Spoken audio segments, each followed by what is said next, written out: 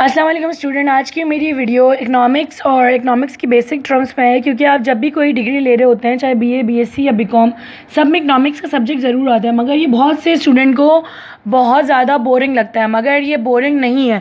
Economics बहुत interesting है। इसको रट के याद करने के बजाय आप कोशिश कीजिए कि आप इसको समझ के याद करें, और जितना हो सके अपने पास से आप इसमें लिखने की कोशिश कीजिए। चाहे आप उर्दू में पेपर दें या आप इंग्लिश में पेपर दें, बेसिक टर्म्स का समझना आपके लिए बहुत ज़रूरी है। तो कोशिश कीजिए कि हम इसकी पार्ट 1 वीडियो में मैं कुछ बेसिक कॉन्सेप्ट आपको इकनॉमिक्स के दे रही हूँ, जिसमें डेफिनेशन और कुछ मेजर टर्म्स हैं जो बार बार इसमें यूज़ होंगी।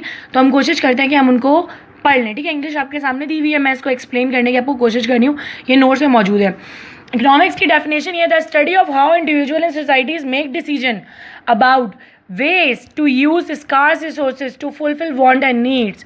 ठीक है, इसका क्या मतलब है? ये मतलब है कैसे एक अकेला फ़र्द और एक पूरी सोसाइटी उन रास्तों को चूज़ करती है जिन पे चल कर हम जो है महदूद ज़राए को इस्तेमाल करते हुए, लिमिटेड रिसोर्सेज का मतलब है कि हमारे पास महदूद ज़राए होते हैं जिनसे हम अपनी ख्वाहिशात को और अपनी ज़रूरियात को पूरा कर सकें। ख्वाहिशात वो होती हैं जिनके बगैर भी हम गुजारा कर सकते हैं, लेकिन ज़रूरियात वो हैं जिनके बगैर हम गुजारा नहीं कर सकते। तो वांट्स ख्वाहिशात होती हैं, नीड आपकी ज़रूरियात होती हैं। स्कार्स रिसोर्सेज वो रिसोर्सेज होती हैं जो हमारे पास एक लिमिटेड क्वांटिटी में होती हैं, लेकिन हम उनसे ज़्यादा फ़ायदा उठाना चाहते हैं, जो हमारे पूरे फ़ायदे के लिए पूरी ख्वाहिशात पूरी करने के लिए काफ़ी नहीं होती हैं, उससे थोड़ी कम होती हैं। तो हम कोशिश करते हैं इनको इस्तेमाल करते हुए ज़्यादा से ज़्यादा फ़ायदा उठा सकें। वो कहलाती है जिन ज़राए का हम इस्तेमाल करते हैं। रिसोर्सेज क्या होती हैं? रिसोर्सेज वो चीज़ें होती हैं जिन्हें इस्तेमाल करके हम अपनी इस्तेमाल के लायक अशिया बना रहे होते हैं। ठीक है, मतलब वो रॉ मटेरियल्स होता है, वो कहलाती हैं रिसोर्सेज। जैसे गाड़ी बनाने के लिए हमें स्टील चाहिए होता है, तो ये स्टील हमारे रिसोर्सेज हैं गाड़ी की बॉडी बनाने के लिए। ठीक है, व्हाट इज़ स्कार्सिटी? स्कार्सिटी कहते हैं unlimited wants and need but limited resources. जब आपकी बेशुमार ख्वाहिशात और ज़रूरियात हों तो लेकिन आपकी लिमिटेड रिसोर्सेज हों, तो वो स्कार्सिटी कहलाती है। जैसे कहना चाहिए मेरी सैलरी बहुत कम है, लेकिन मेरे एक्सपेंसेस और मेरी ख्वाहिशात और ज़्यादा हैं मेरी सैलरी के मुकाबले, तो वो कहलाएगा क्या भाई इनके पास तो पैसे की बहुत किल्लत है। लेकिन अगर मैं अपनी ख्वाहिशात को और ज़रूरियात को कम कर लूँ तो वही पैसे मेरे लिए काफ़ी ज़्यादा लगने लगेंगे अगर मैं सही तरीके से इस्तेमाल करूँ। तो स्कार्सिटी कहलाती है किल्लत। Choices, because all resources good and services are limited, क्योंकि आपको पता है तमाम रिसोर्सेज गुड और सर्विसेज लिमिटेड हैं। We must make choices. जैसे कहना चाहिए आपके पास आटा भी लिमिटेड है, आपके पास बिजली भी लिमिटेड है, तो हमारे पास उसकी चॉइसेस होती हैं इसको इस्तेमाल करने की कि हम इसे किस तरह से इस्तेमाल करके ज़्यादा फ़ायदा उठा सकते हैं। कहते हैं स्कूल के टाइम कम कर दें, शॉपिंग सेंटर की टाइम कम कर दें, ताकि आपकी जो इलेक्ट्रिकल रिसोर्सेज हैं वो पूरी हो सकें पूरे मुल्क के लिए, सबको तकलीफ़ ना उठानी पड़े। हमें क्यों चॉइस करना पड़ता है कि हम एक चीज़ को किस तरह से इस्तेमाल करें? क्योंकि हमें अपना पैसा, मनी, टाइम, एनर्जी इस तरह से स्पेंड करना होता है कि हम उससे ज़्यादा से ज़्यादा अपनी ख्वाहिशात और ज़रूरियात पूरी कर सकें। अगर मैं सारा पैसा ज्वेलरी ख़रीदने में लगा दूँगी तो घर के बाकी खर्चे कैसे चलेंगे? तो हमें सोचना होता है कि क्या चीज़ ज़्यादा अहम है और जिसमें हम ज़्यादा पैसा खर्च कर सकते हैं, जहाँ पैसा ज़ाया ना हो। ये सारी हम चॉइसेस हमें सोचने में मजबूर कर देती हैं कि क्या चीज़ हमारी नीड है और क्या चीज़ हमारी वांट है। मैं आपको और अच्छे से डिफ़ाइन करूं कि नीड क्या होती है, वांट क्या होती है।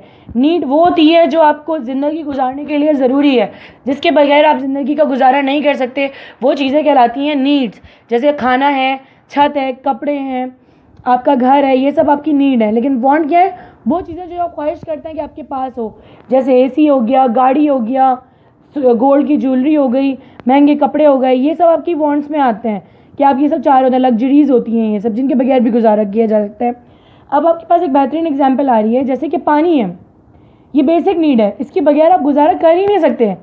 लेकिन कोल्ड ड्रिंक, कॉफ़ी, जूसेस, इनके बगैर आप गुजारा कर सकते हैं। ये वो चीज़ें होती हैं कि ख्वाहिश करते हैं, लेकिन आप इनके बगैर भी ज़िंदगी का तसव्वुर कर सकते हैं। लेकिन नीड्स के बगैर तो हम ज़िंदगी का तसव्वुर कर ही नहीं सकते। जैसे life without water is impossible. Trade off क्या होता है? आपने पढ़ा है स्कार्सिटी, किल्लत। तो ट्रेड ऑफ ये होता है कि हम अपना पैसा, टाइम, एनर्जी एक चीज़ पे लगाएं और दूसरी चीज़ की उस पर कुर्बानी दे दें। तो वो जो हम कुर्बानी दे रहे होते हैं वो ट्रेड ऑफ कहलाता है। जैसे मैंने पैसे जमा किया है पिज़्ज़ा खाने के लिए, लेकिन मुझे पता है कि आज मुझे घर में पैसों की ज़रूरत है, राशन में कम पड़ रहा है, तो मैं क्या करूँगी?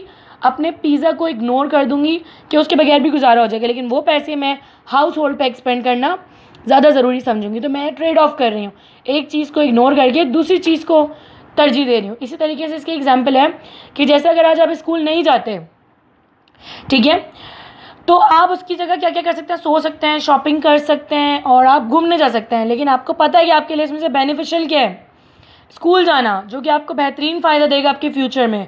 तो ये आपने ट्रेड ऑफ किया, अपनी नींद की कुर्बानी दी, आप घूमने नहीं गए, आप शॉपिंग पे नहीं गए कि नहीं भाई मुझे पढ़ने जाना है, तो ये आपका ट्रेड ऑफ था। बाकी चीज़ों के मुकाबले में आपने स्कूल जाने को सबकत दी।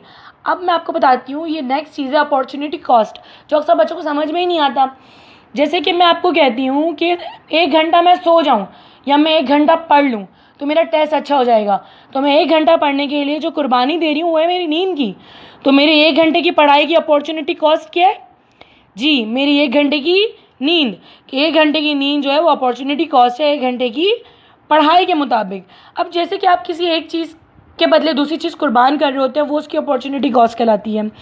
जैसे कि अगर आप एक पिज़्ज़ा ख़रीदते हैं, आप पिज़्ज़ा ख़रीद रहे हैं या आप एक मूवी देख लें, दोनों में से आप एक चॉइस कर सकते हैं।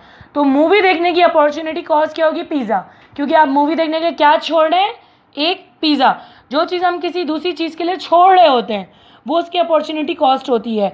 जैसे कि मैं 3 घंटा पेपर देने जा रही हूँ तो मैं 3 घंटे की मूवी मिस कर रही हूँ, तो मेरे पेपर देने की जो कॉस्ट है वो मेरी मूवी है, अपॉर्चुनिटी कॉस्ट। ठीक है, जो भी चीज़ आप कुर्बान करते हैं किसी दूसरी चीज़ के लिए वो उसकी अपॉर्चुनिटी कॉस्ट कहलाती है। इकनॉमिक्स में बेसिक 5 क्वेश्चन होते हैं जो कि हर सोसाइटी को सोचना पड़ता है। जब भी हम किसी चीज़ की प्रोडक्शन शुरू करते हैं, कोई भी चीज़ का कारोबार शुरू करते हैं, तो हमारे दिमाग में 5 सवाल आते हैं। क्या चीज़ पैदा मतलब बनाई जाए, कितनी बनाई जाए, सही है, किस तरह बनाई जाए, किसके लिए बनाई जाए, मतलब कौन इसे इस्तेमाल करेगा, कौन ख़रीदेगा, और ये सारे डिसीजन कौन लेगा। ठीक है, ये 5 सवाल होते हैं कि क्या चीज़ बनाई जाए, किस तरह बनाई जाए, किसके लिए बनाई जाए, कौन इसे इस्तेमाल करेगा और कौन ये तमाम फ़ैसले करेगा। जाहिर सी बात है, अगर मैंने सोचा कि मैं कपड़े का कारोबार शुरू करती हूँ तो व्हाट टू प्रोड्यूस मीन, हमें क्या प्रोड्यूस करना है, क्लॉथ। कितना प्रोड्यूस करना है, जितनी हमें लगता है कि डिमांड होगी हम जितना सप्लाई कर सकें उतना ही हम सप्लाई करेंगे जितनी हमें डिमांड होगी।